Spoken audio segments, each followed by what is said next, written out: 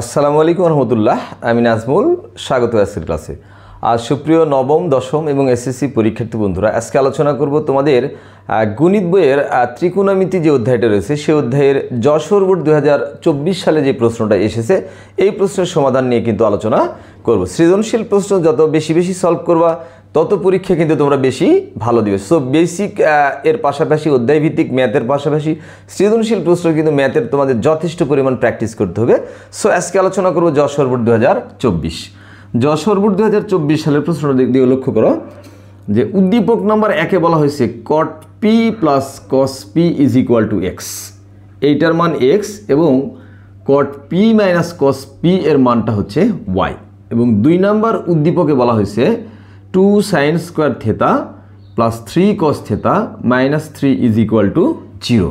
So খ number প্রশ্নতে আমাদের যেটা সলভ করতে হবে যে 1 নং তথ্যর আলোকে প্রমাণ করো যে x square minus y square divided root over x y is equal to 4।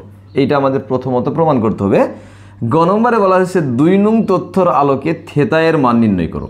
অর্থাৎ এই যে উদ্দীপকটা আছে এই উদ্দীপক থেকে আমরা থেতা এর মান নির্ণয় করব, তবে থেতার মান 0 থেকে বড়, 90 এর চাইতে ছোট। দ্যাট মিনস আমরা কি বুঝলাম যে এই প্রথম যে উদ্দীপকটা আছে এই উদ্দীপক থেকে আমাদের খ নাম্বার সলভ হবে এবং এই উদ্দীপক থেকে আমরা কিন্তু গ নাম্বার প্রশ্ন খুব ইজিলিভাবে সলভ করতে পারবো। চলো আমরা প্রশ্নটা সলভের দিকে চলে গেলাম। প্রশ্ন নম্বর খ,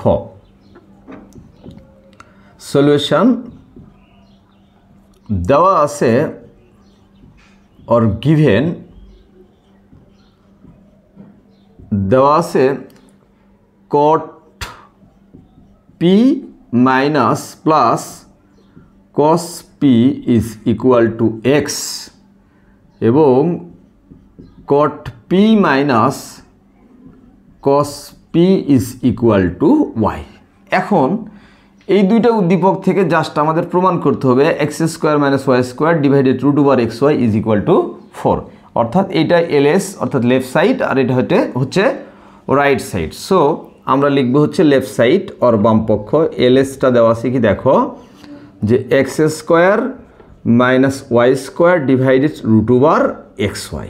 ওকে, এখন আমাদের যে কাজটা করতে হবে দেখো এক্স এর মান উদ্দীপকে দেওয়া আছে কি cot p plus cos p এবং y এর মানটা দেওয়া আছে cot p minus cos p। এই জায়গাতে জাস্ট শুধু আমরা এই মানটা অ্যাপ্লাই করব। সো এক্স এর মানটা আমরা এখানে যদি একটু অ্যাপ্লাই করি তাহলে কি হবে, এক্স এর ভ্যালু দেওয়া আছে হচ্ছে cot p plus cos p এইটার উপরে স্কোয়ার মাইনাস y এর মানটা হচ্ছে cot p minus cos p এইটার উপরে স্কোয়ার। ওকে, ডিভাইডেড রুট ওভার, এখন দেখো এক্স এর মান দেওয়া আছে cot p plus cos p into cot p minus cos p। আচ্ছা, এখন কি করলাম আমরা বামপক্ষ লেখার পরে এক্স এর যে মানটা আছে cot p plus cos p এবং y এর মানটা হচ্ছে cot p minus cos p, just এখানে আমরা অ্যাপ্লাই করছি। এখনও অঙ্ক কিন্তু সেরকম কিছু করা হয়নি। এখন তোমরা সকলেই জানো দেখো a plus b all square minus a minus b all square এই ফরম্যাটে এটা পড়ে গেছে। সো আমরা জানি যে 4ab মানে আমরা লিখতে পারবো কি, এটা একটা অনুসিদ্ধান্ত যে a plus b all square minus a minus b all square, এটা হচ্ছে 4ab এর অনুসিদ্ধান্ত। আর একটা তোমরা জানো a স্কোয়ার মাইনাস বি স্কোয়ারের সূত্র হচ্ছে a plus b into a minus b. এই দুইটা কিন্তু আমাদের প্রয়োজন। এখন দেখো a plus b all square minus a minus b all square, তার মানে কি লেখা যাবে a plus b all square minus a minus b all square, that is 4ab। এটাকে a কল্পনা করো আর এটা b কল্পনা করো। সো আমরা এটা লিখতে পারবো যে 4 cot p into cos p। ওকে, আর এইটার নিচে আমরা লিখতে পারবো যে cot square p minus cos square p, কারণ কি a plus b into a minus b। So এই ফরম্যাটটা পড়ছে জাস্ট 4ab আর এটা হচ্ছে স্কোয়ার মাইনাস বি স্কোয়ার। আচ্ছা, এখন আমরা আমাদের প্রমাণের সুবিধার জন্য আমরা একটা কাজ করতে পারি। এই 4টাকে রেখে দিলাম, রুট ওভার, দেখো রুট করে এটাকে আমরা লিখতে পারবো যে cot square p into cos square p divided এখানে যা আছে তাই যে cot square p minus cos square P, নিচে কোনো পরিবর্তন করার প্রয়োজন নেই।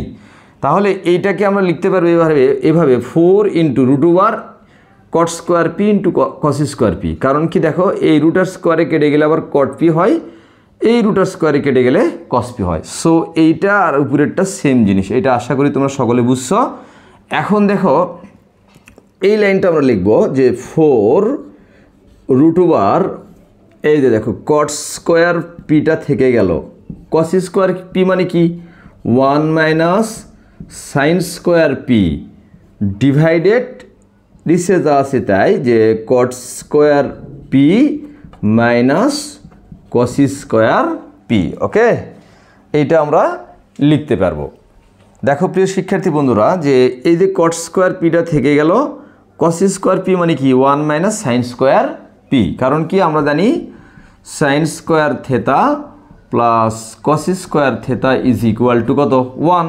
তাহলে আমার যেহেতু কসের মানটা প্রয়োজন, সো কস স্কোয়ার থেতা মানে আমরা লিখতে পারবো 1 minus sine square theta. So দেখো এই যে কস স্কোয়ার পি মানে কি লিখতে পারবো 1 মাইনাস সাইন স্কোয়ার পি।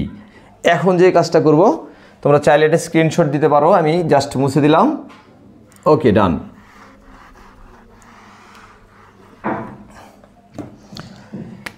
এখন যে কাজ করব সেটা হচ্ছে এই যে কট স্কোয়ার পি দ্বারা গুণ করে দিব।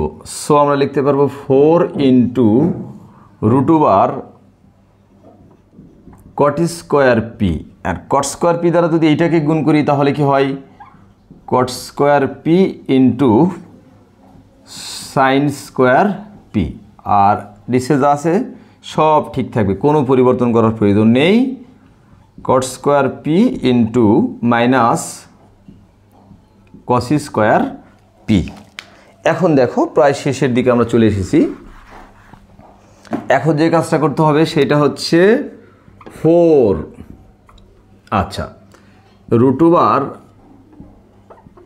কট স্কোয়ার পিটা ঠিক থাকলো। আচ্ছা আমরা এইটা জানি না, এই সূত্রটা আমরা জানি যে cot theta is equal to কি cos theta divided sine theta. এই সূত্রটা কিন্তু আমরা সকলেই জানি যে cot theta is equal to cos theta divided sine theta. So এখানে দেখ কট স্কোয়ার পি কি আমরা কি লিখতে পারবো, কট স্কোয়ার পি মানে আমরা লিখতে পারবো কস square p divided sign square p into এই জায়গাতে একটা সাইন স্কোয়ার পি কিন্তু আছে। ওকে, তার মানে কি বুঝলা তোমরা, এই যে কট স্কোয়ার পি মানে লেখা যাবে কস square p divided sign square P. এখন দেখো এই সাইন স্কোয়ার পি কেটে গেল, আর নিচে যা আছে তাই root over cot square p minus cos square p. So 4 root over, এখন দেখো উপরে কি থাকে কট স্কোয়ার পি কেটে গেলে থাকে minus cos square p divided দেখো cot square p minus cos square p. এই দুইটা জিনিস সেম। দেখো উপরে আছে root over cot square p minus cos square p এবং নিচেও সেম জিনিস। সো এই দুটা কেটে যাবে, সো রেজাল্ট হবে কত 4। এই যে দেখো ড্যান পক্ষ আমাদের প্রুভড হয়ে গেল। সো এটা লিখতে পারবো আমরা আর এস। সো তোমরা লিখে দাও যে L S is equal to R S proved. আশা করি তোমরা খ নম্বর প্রশ্নটা সকলে বুঝছো। স্ক্রিনশট দিতে পারো, আমি গ নম্বর প্রশ্নের সমাধানের দিকে চলে যাচ্ছি।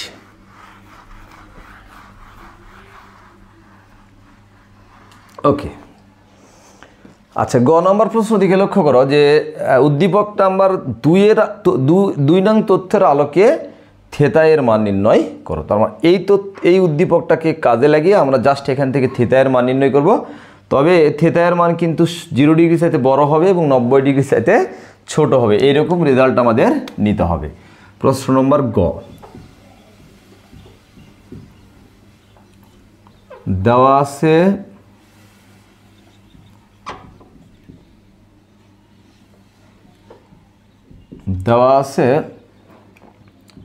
2 sine square theta plus 3 cos theta -3 is equal to 0। এটা জাস্ট সমাধান করলেই উত্তরটা হয়ে যাবে। এর জন্য আমাদের যে কাজটা করতে হবে, যে এই যে সাইন স্কোয়ার থেটা, এটাকে আমরা জাস্ট লিখতে পারবো সাইন স্কোয়ার থেটা মানে হচ্ছে 1 minus cos square theta plus 3 cos theta minus 3। তোমরা সকলেই জানো যে sine square theta minus cos square theta is equal two কত 1। সো সাইন স্কোয়ার থেটা মানে 1 মাইনাস কস স্কোয়ার থেটা এবং কস স্কোয়ার থেটা মানে হচ্ছে 1 মাইনাস সাইন স্কোয়ার থেটা। সৃজনশীল প্রশ্ন ত্রিকোণমিতি পারতে গেলে অবশ্যই তোমাদের বেসিক একদম স্ট্রং থাকতে হবে। এর পাশাপাশি অধ্যায়ভিত্তিক যে ম্যাথগুলো আছে সেগুলো সবগুলো কিন্তু একদম ক্লিয়ার থাকতে হবে। সো তখনই কিন্তু তোমরা এই সৃজনশীল প্রশ্নগুলো সলভ করতে পারবা। একদম লক্ষ্য করো, এই 2 দ্বারা যদি গুণ করি তাহলে কত 2 minus 2 cos square theta plus 3 cos theta minus 3 is equal to 0।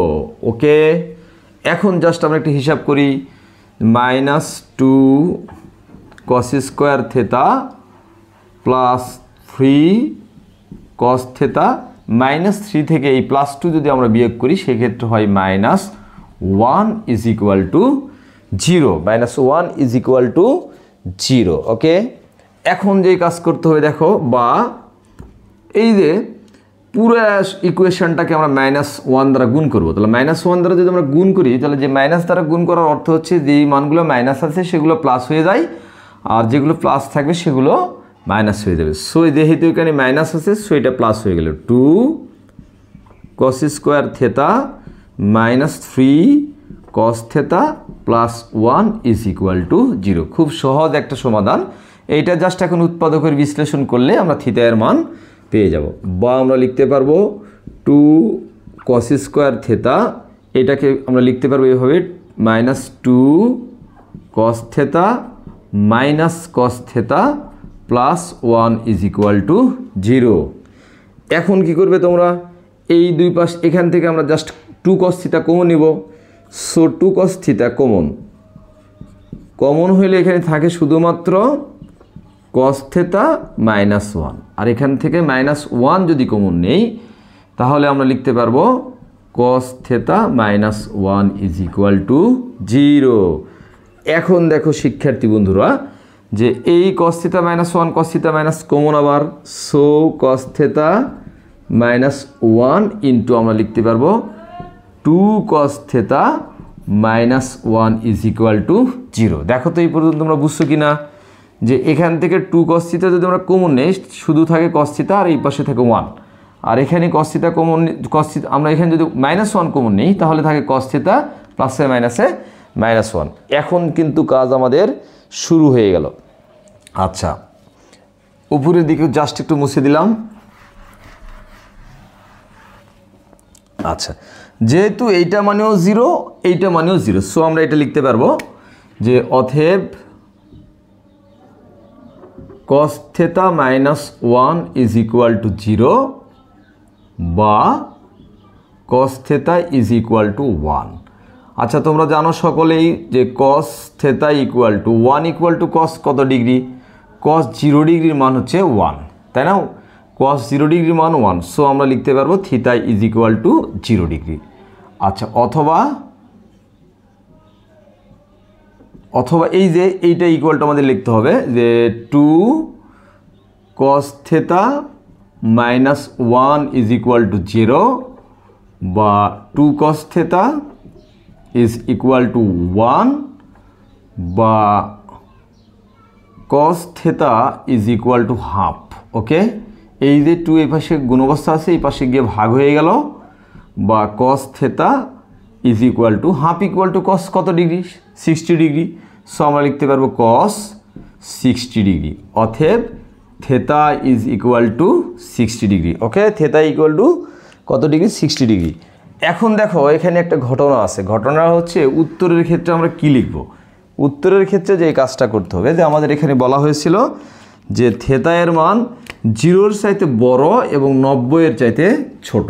তাহলে 0-র চাইতে যদি বড় হয় তাহলে এই মানটা কিন্তু নিতে পারবো না, এটা গ্রহণযোগ্য নয়। তাহলে আমরা তোমরা সংক্ষেপে তোমরা কি লিখবা, গ্রহণযোগ্য নয়। ওকে, আর এইটা কিন্তু গ্রহণযোগ্য মান, কারণ থিতা এর মান 0-র চাইতে বড়, 90-এর চাইতে ছোট। সো আমাদের রেজাল্ট হবে, আনসারটা হবে থিতা ইজ ইকুয়াল টু 60 ডিগ্রি। এই ছিল যশোর বোর্ড 2024 সালের প্রশ্নের সমাধান। আশা করি তোমরা প্রশ্নটা সকলে বুঝতে পেরেছো এবং আমার চ্যানেলে তোমরা যারা নতুন অবশ্যই তোমরা চ্যানেলটি সাবস্ক্রাইব করে পাশে থাকবে। ধন্যবাদ সকলকে, আল্লাহ হাফিজ।